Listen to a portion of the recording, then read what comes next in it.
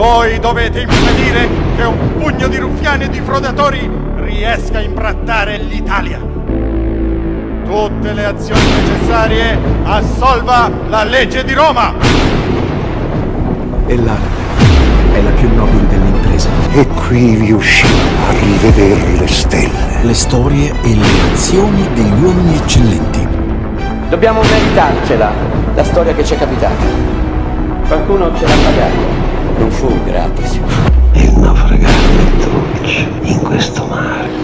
Tanto maggiori sono gli ostacoli e tanto più precisi e dritta deve essere la nostra volontà di superarli. Io direi che è stato creato un grande patrimonio che appartiene alla collettività nazionale, appartiene a tutti gli italiani.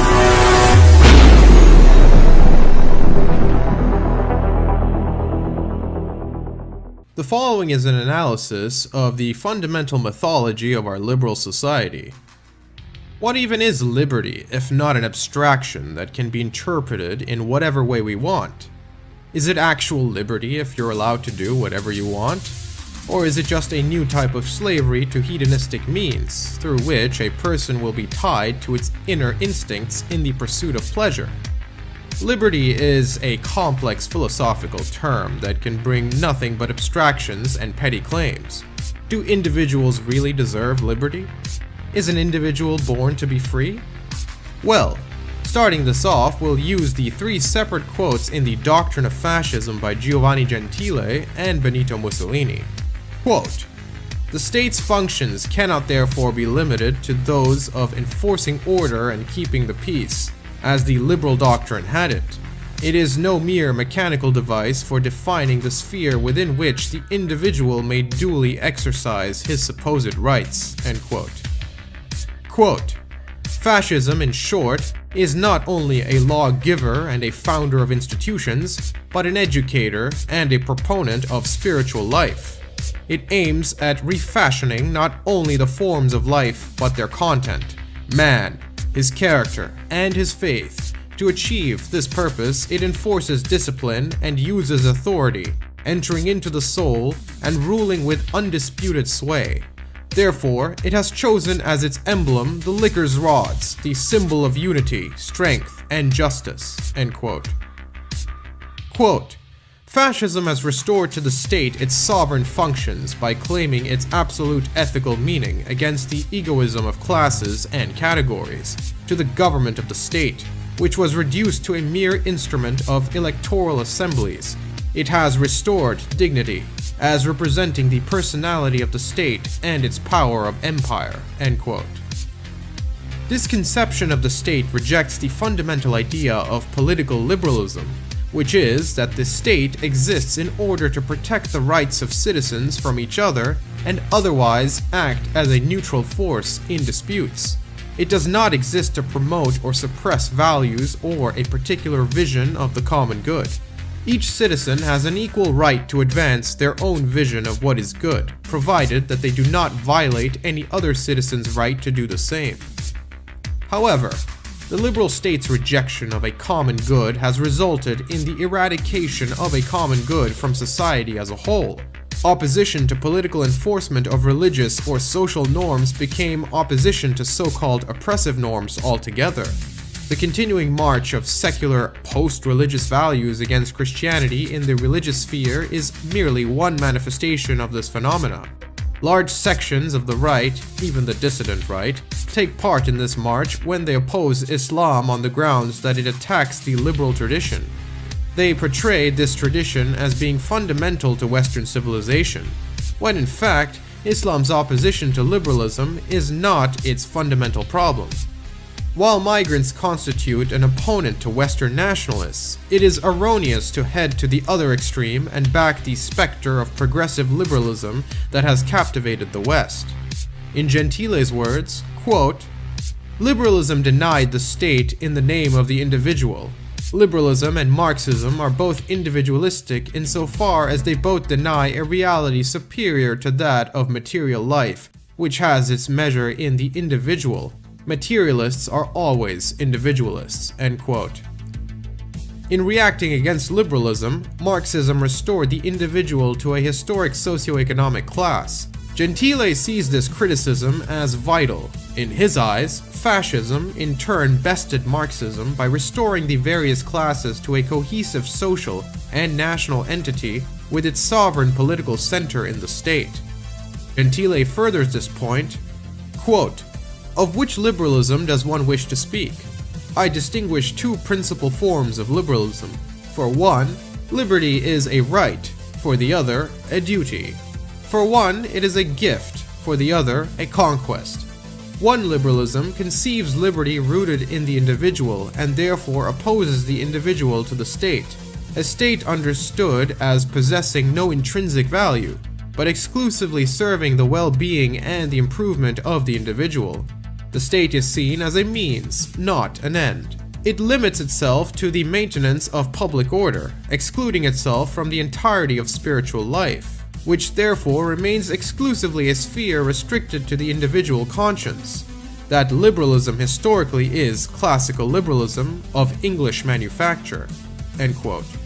Had Gentile lived in our day, he might have realized that it is possible to take his criticism of liberalism much further. Gentile was writing at a time when various factions of the 19th century had only recently coalesced into the progressive movement. These early progressives had views that could be described as collectivist or morally repugnant in today's world. In fact, his day saw crossovers and mutual admiration between progressivism and fascism. In our time, progressivism has unfortunately turned into a force for the absolute emancipation of the individual from social roles, duties, hierarchy, judgment, and differentiation. All political currents within the modern liberal state take part in this project. One faction champions muscular liberalism, another demands that educational institutions must firmly adhere to progressive social doctrine. Indeed, the very bishops of the remaining state churches do not want to be seen as favoring any one religion. If anyone doubts the success of this agenda, all of the post-World War II generations have decisively proved them wrong. They are the most moralistic and puritanical generations since that of the Puritans themselves. The morality of these generations, so fanatically promoted, is none other than that which has been inculcated into us by the superstructure and the base of the liberal system, the media, the schools, the government, and even the corporate world. The ideology of progressivism is the child of liberalism, but where classical liberalism left judgment of individual goods and desires to social institutions such as the church and the family, progressive ideology seeks an active state role in removing judgment of individual goods and desires altogether. The liberal sees the violation of personal consent as the only justification for state intervention. The progressive sees these violations as the only thing to be judged at all. To this end, it harnesses public education, hate speech laws, social credit, and so on. The promotion of mass immigration and the resulting multicultural ideology, which is actually anti-cultural, also aids in this agenda by increasingly tainting ethical and social judgment with religious and ethnic tribalism. All of this to smash dissent in views. How did liberal neutrality become a normative, state-enforced political agenda? Gentile provides us with an answer in two quotes. Quote, "The authority of the state is absolute. It does not compromise. It does not bargain. It does not surrender any portion of its field to other moral or religious principles, which may interfere with the individual conscience. On the other hand, the state becomes a reality only in the consciousness of its individuals." End quote. Quote, "The authority of the state was not a product, but a presupposition. It could not depend on the people. In fact, the people depend on the state." End quote. When Gentile outlines this view, he presents it as the fascist answer to the paradox of liberty and authority. The evolution of liberalism into the ideology of social progress proves that this lack of compromise, this refusal to surrender any portion of its field, is in fact a characteristic of the state per se. The statement which Gentile presents as normative is in fact positive. It's the natural conclusion of power to formalize. Moreover, all schools of liberalism rest on the idea of limited government. Note the intrinsic absurdity of this concept. If some government is limited by its own volition, it can abandon these limits at any time. Historical experience suggests that the sacred document trick is of extremely limited utility in preventing it from doing so. An example of this in America is the COVID-19 reality. If the government is limited by some external power, it is not a government in the usual sense of the word, and we should direct our attention to the limiting power. The perfect example of this is in fact post-World War II Japan. They cannot declare war or have a standing army according to their constitution. The limiting power is America. It was at different points throughout his regime that Mussolini would criticize and laugh at the idea of a limited government. Noting, however, that although he installed a liberal-like economy throughout the 20s, his goals were set clear in a progressive development of the economy. For example, on May the 26th of 1934, he would say this regarding the economic situation of Italy.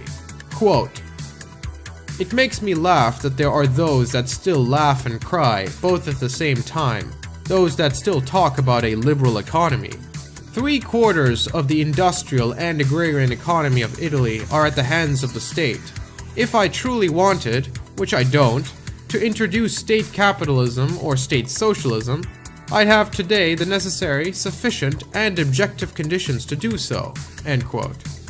Adding to this, we can keep in note that in the doctrinal work called Fascism, Doctrine and Institutions, Mussolini states the following, quote, "State intervention in economic production arises only when private initiative is lacking or insufficient, or when the political interests of the state are involved. This intervention may take the form of control, assistance, or direct management." End quote. In that way, we can spot this clear rejection of the notion of a limited government. Despite his initial approach at economics, as history proves, Mussolini rejected a liberal attitude in politics, whereas the latter reveals a different understanding of life, which ends up proving to be rather destructive and archaic. It is at this point that the liberal typically reveals his inner anarchist and suggests that the sovereign power of the people will preserve liberty. The liberal understanding of liberty is just negative liberty, a freedom from something rooted in familial bonds. It is concerned with the empirical self, the self as it actually appears to us. It tends towards individualism. By contrast, positive liberty is true freedom that focuses on the real self. Like the uomo fascista, i.e. the fascist new man, positive liberty is the concept of a potential or ideal of a person which must be realized, and that the realization of this potential is to possess true liberty. Liberty, as we now know it in the West, unfortunately, is this negative liberty. It's seen as unquestionable, as if it's owed to all citizens. The right to peaceable assembly, the right to free speech, the right to a free press, and so on and so forth. The problem with these rights is that they are very enticing ideas that exist in the minds of Americans as a bundle of entitlements, as things that they are owed rather than things that they must earn. The greatest problem with this notion of liberty as an entitlement is that once citizens start declaring rights as universal and God-given, there is no mechanism to stop them from continually inventing new ones. The right to pick your gender, or the right to universal suffrage, are logical conclusions of Americanism. Such ideas have as much legitimacy as America's own Bill of Rights. If the liberals of 1776 could conjure up new rights with a few quill strokes, there is likewise nothing to stop liberals from doing the same thing later on. And so the list of entitlements owed to Americans steadily grows longer as its list of responsibilities dwindles. The ancient Roman, much to his credit, would sneer at our notion of liberty as a barbaric perversion. Imagine how, with his Mediterranean temper, he would look in frustration listening to modern liberals explain liberty. In Roman minds, liberty had to be tempered with civitas, which is defined roughly as a body of citizens living under one nomos, that is, common law. Now that is to say, citizenship provided liberties, but it also conferred collective responsibilities. Liberty was not a wish list filled with entitlements. It was a reward to those who served society and upheld the law. In other words, it was a privilege. It is not hard to see why Rome built an empire on this definition of liberty. And it is ironic how modern liberals would condemn this notion of liberty. Fascism understands this as the essence of a positive liberty in a national community. New Ruins 09 explains this in his video called The Fascist Conception of Liberty. Liberalism, on the other hand, destroys this potential, and instead, what you have is a sterile, narcissistic culture motivated by desire. This is the key to the liberal materialistic common market, the consumer society of desires. All of this is, as Edward Bernays understood it in his book on propaganda. In reality, the liberal view of liberty hasn't exactly worked out in practice, as it assumes masses will autonomously and rationally struggle to preserve their conception of liberty. They won't when it's predicated on the illusion of desires. The state can also escape these so-called checks quite easily, because it can indoctrinate its subjects with motherly care and its soft totalitarian power in institutions, economy, media, etc. The conclusion is simple. The nature of the state is that sovereignty is conserved. Due to its role as the central sovereign power, the state, or rather, the people who make it up, must develop a common set of normative values in order to operate. Because the state cannot brook opposition to its legitimacy to rule, it must therefore promote and inculcate these values in the population. Liberalism's distinguishing feature, that it imposes no common good on its citizens, this is revealed as a sham. Secularism cannot be neutral because it must defend itself from competitors. Power cannot be neutral by default, and so secularized subjectivity must be manufactured and competitor worldviews deconstructed. Secularism, however, is a negative ideology. It is predicated upon not being rather than being, and so it can never be achieved but must always be progressed away from non-secularity. Secularism then must invent, project, provoke, and hype non-secularities to sacrifice and scapegoat in order to maintain legitimacy. Think of the terms evangelical Christianity, Nazis, fascists, homophobia, radical Islam, white supremacy, etc. This is precisely why Gentile was very concerned with religious education. For instance, the former is a materialist and the latter is idealist, and Gentile covers these implications in The Reform of Education in a profound way. All of this only validates Gentile more. Quote, "The authority of the state is not subject to negotiation or compromise, or to divide its terrain with other moral or religious principles that might interfere in consciousness. The authority of the state has force and is true authority if, with consciousness, it is entirely unconditioned." End quote. Alfredo Rocco, another fascist intellectual, adds more context to Gentile in The Political Doctrine of Fascism. Quote, "For liberalism, the individual is the end and society the means. For fascism, society is the end and individuals the means. And the whole of life consists in using individuals as instruments for its social ends. The state, therefore, guards and protects the welfare and development of individuals not for their exclusive interests, but because of the identity of the needs of individuals with those of society as a whole." End quote. Note that social progress cannot be measured, weighted, or mathematically described. It's a phenomenon unfolding almost theologically as a dialectical process through human history. It is no less mystical and unempirical than the Vedic Yugas. The liberal would reply that this is proof of the fundamentally oppressive nature of the state, and that it should therefore be done away with. Yet liberalism must use a state against a state and therefore justifies the state by denying the justification. In other words, liberalism only tolerates a mystified covert state. Furthermore, the idea that the state arises due to a social contract and conscious decision-making can therefore simply be abolished. It should be stressed that the mere rejection of the fiction of limited government doesn't imply total state domination. It is not only possible, but prudent and necessary for rulers to exercise restraint. China today is an excellent modern example of a state which is often called authoritarian, but in practice allows a large measure of personal liberty.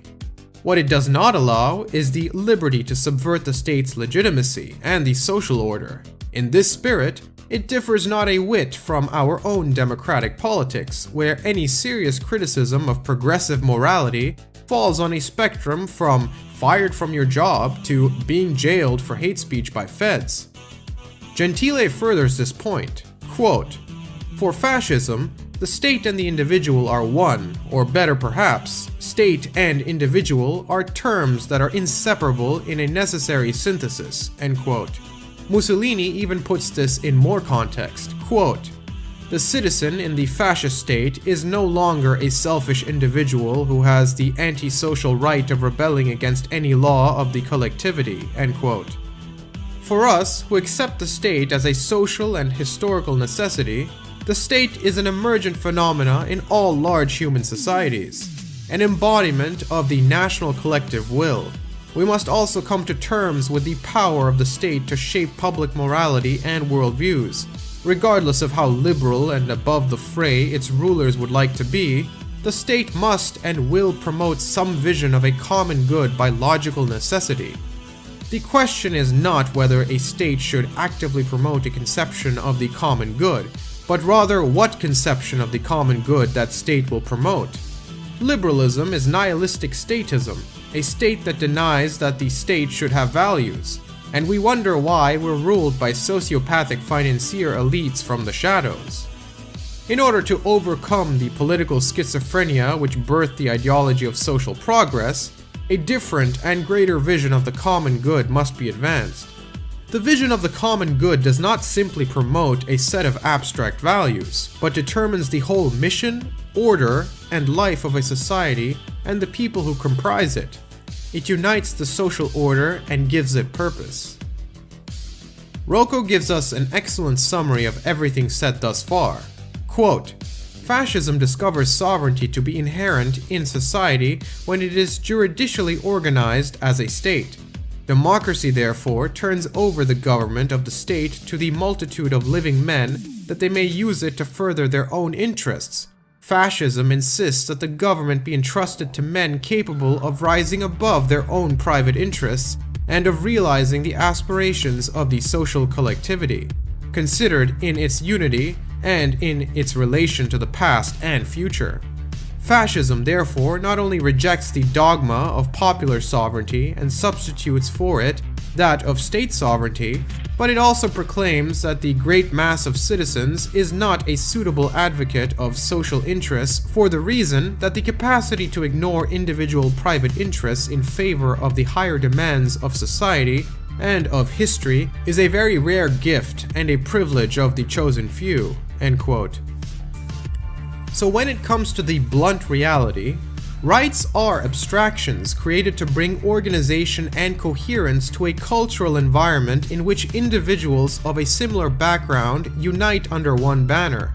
This basically means that rights are a subjective concept established by an authority under cultural lines to structure and establish society's functioning. This also means that rights are not an inalienable objective granted by God. The idea of the inviolability of rights disregards the fact that people are not born with rights. And even if God is perpetually watching humanity from the heavens, the active enforcement of said rights in the real world lacks his presence. Thus, rights can be both given and taken. It is up to the authority of the state to decide what rights individuals receive and what rights they'll lack. Political life ends up being summarized with the famous "everything inside the state, nothing outside the state, nothing against the state," established by fascism. Fascist liberty is nothing but freedom from hedonism and a decaying way of life. It is nothing but freeing the spirit of a people in order for them to pursue struggle, individual and social responsibility through which they will truly be free to accomplish their goals. So do we have a right to liberty? No. You'll establish the liberty you can obtain through an authority, or as fascism rightfully establishes, the state. Only through the state is the individual born free. Only through the state is an individual an actual individual. Everything outside the state is meaningless because it is the state that grants you the benefits you get to enjoy, such as having your individuality recognized and having a set of freedoms granted to you. The petty belief that you're entitled to freedoms is nothing but the byproduct of childish abstractions of politics that bring nothing to the table but ideological delusions. This is why democracy may appear beautiful in theory, but it's actually just a fallacy in practice. It's here that the liberal individualism fades away and our doubt assails us. Let us remember that while at times we must say you and I and not you, we can also in unison say we, each speaking for one and all, like that celestial eagle which Dante saw in paradise. Quote, "For speak I saw, and likewise heard, the beak and utter with its voice, both I and my, when in conception it was we and our." End quote. Thus, a true liberty and individualism is a totalitarian way of life. A state bound to this worldview which recognizes this, rejects the fiction of a neutral liberal state, and embraces the active and formative ethical state. It may be made eloquent in writings and thought, but it is made real and manifest through philosophy as praxis in daily life. Liberal myths at this point simply fade away.